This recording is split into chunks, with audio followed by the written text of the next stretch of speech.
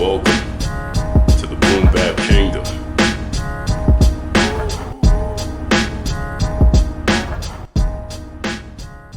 Yo, peace, and welcome back to the Boom Bap Kingdom.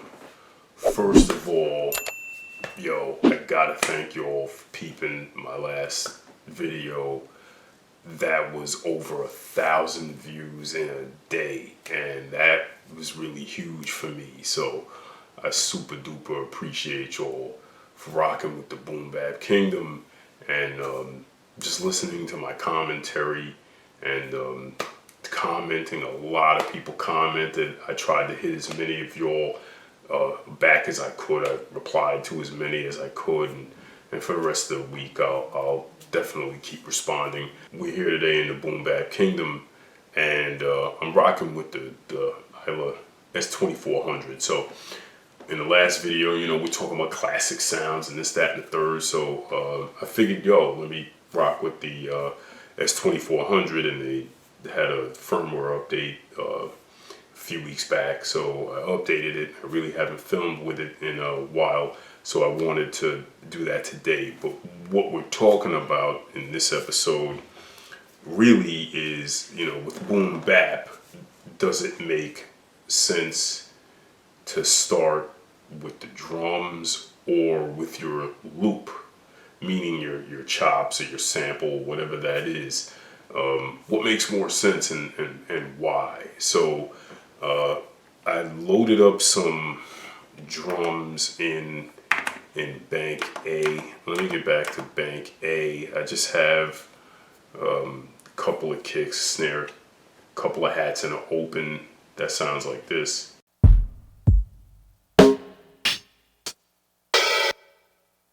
That's pretty much that. For that, I made a dope pattern. Well, I think Boom Bap Kingdom says Let's it's go. time for some drums.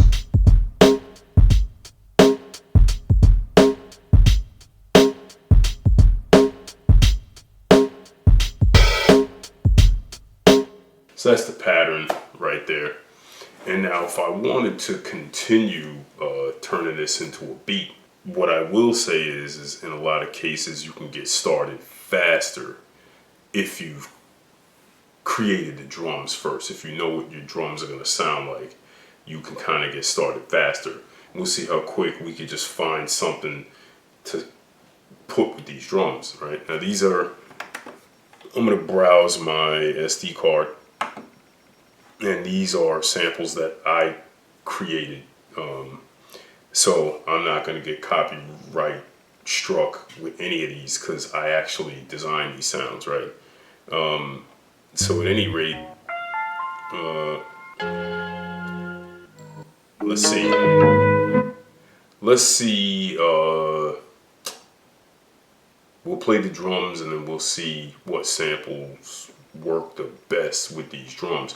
Now here's the thing, obviously they're not going to be, pitched, and the tempo of the samples won't be right and exact with the drums, blah, blah, blah. That's okay. But what we're listening for is, A, do the samples go with the drum pattern that we made and with the sonics of the drums, and will the tempo be easy to kind of get on beat?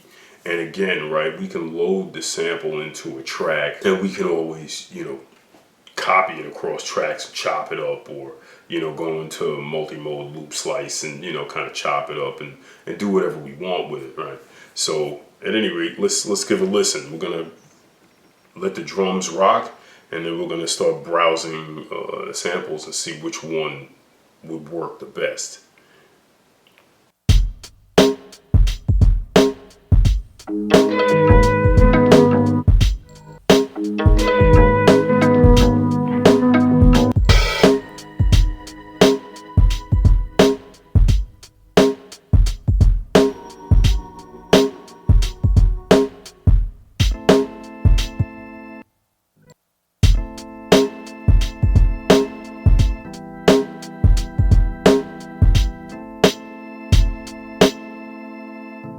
Now I'm not gonna front that that organ one would probably work. let's see. Another one I know would work would be this piano one I made. This for that one.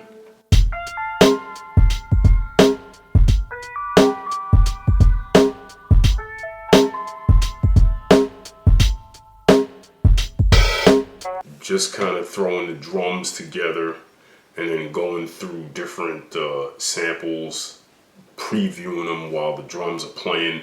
You could get up and running real quick. I could literally take that sample. I can go into bank B. I'm gonna take this one here, load it up, and there it is, right? So let me go into, first of all, let me go into Shift, and I like to put everything in classic mode, so I'll change that audio engine. I'll change it to classic 32 on the pitch resolution, because you could still retain that classic sound, but you get more octaves with that classic 32 than you do in classic 16, right? So boom, boom, boom. And then I'll go into loop slice. You hear a lot of transients and stuff in there. I like that. It makes it real gritty.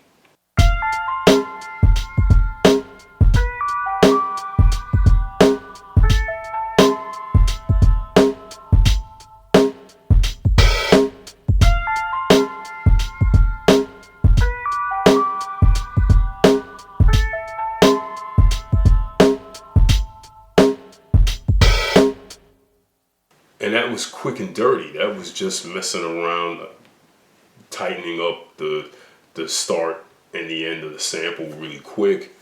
I didn't even pitch it, to change the tempo of the sample or anything. It just worked. So that's just a little quick trick you guys can add into your toolbox. Create the drums first, preview the samples, whatever sample goes with those drums, boom. You can start getting busy. The opposite of that would be, creating the loop first and then, starting doing the drums afterward. So we could explore that as well, right? So we'll take a look at that too. What if you said, hey, I want to start with my loop and then maybe add the drums later? So let's think about that. I have chops that I made here, not pitched or anything. They're not even really filtered yet. So we got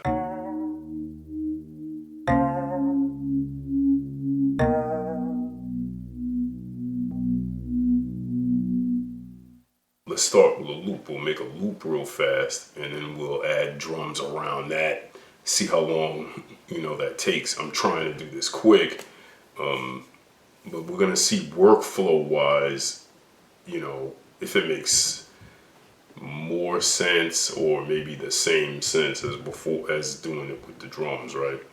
So I love pitching things because you get different sonics when you pitch. The Boom Bap Kingdom says, let's pitch these fucking samples.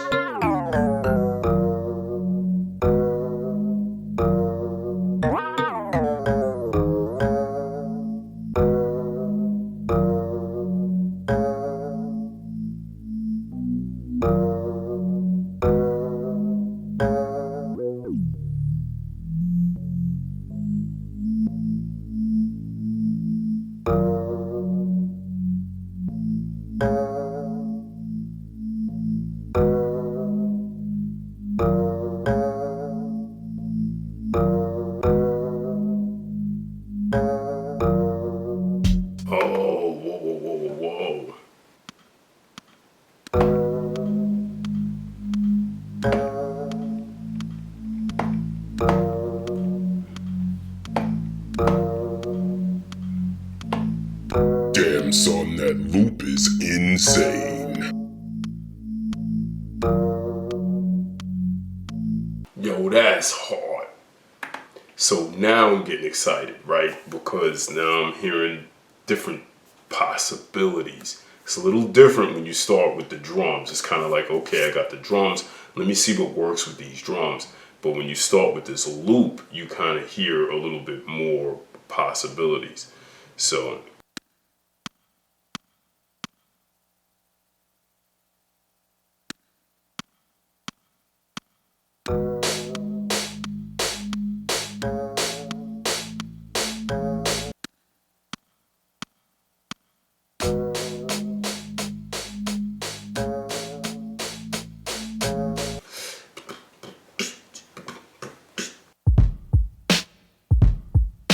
let's see if that works.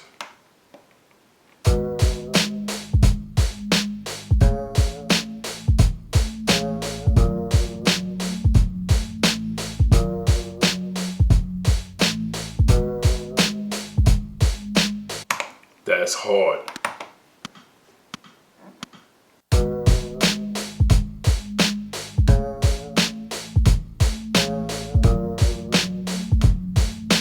So there you have it. 2 ways to get your beats started pretty quick. Make your drums first. Try to match your samples with the drums. And then the other method, make those loops and then kind of preview your drums to match the pitch and sonics of the loop. Whether you decide to do your drums first or you do your melody or your loop first, your chops first. We tried both, you know, and that's tough. I don't know, you know what I mean? I think with doing it drums first, then melody, I think gets you up and running faster. And I think creating your loop and then putting your drums around it, I think when you do it that way, you kind of can come up with, I won't say better ideas, but I think you can build on it a little bit more intricately. You can kind of almost compose, if you will, right? When you make the melody and then kind of customize the drums to the melody and then move forward with the bass line and stuff. So I could see pros and cons to both methods, right? You kind of doing speed with, let's make the drums and then get a sample that fits, you know, start chopping that up, boom, boom, boom. Or you take your time, make your loop, and then kind of build your song out more kind of composing. So let me know what you guys think in the comments. Which method do you prefer, or do you choose both? I do both. I'd love to hear from you guys. So yo, also, normally at the end of these videos, I usually play the finished beat at the end. This time, I'm not going to do that because I made 2 beats in 2 different methods. But what I'd like to know is, out of the 2 I was working on, which one did you guys think was the dopest? The one you guys say in the comments below was the dopest is the one I'll finish, and I'll play that in the next video. Until then, I'm out. BBK salute. Peace.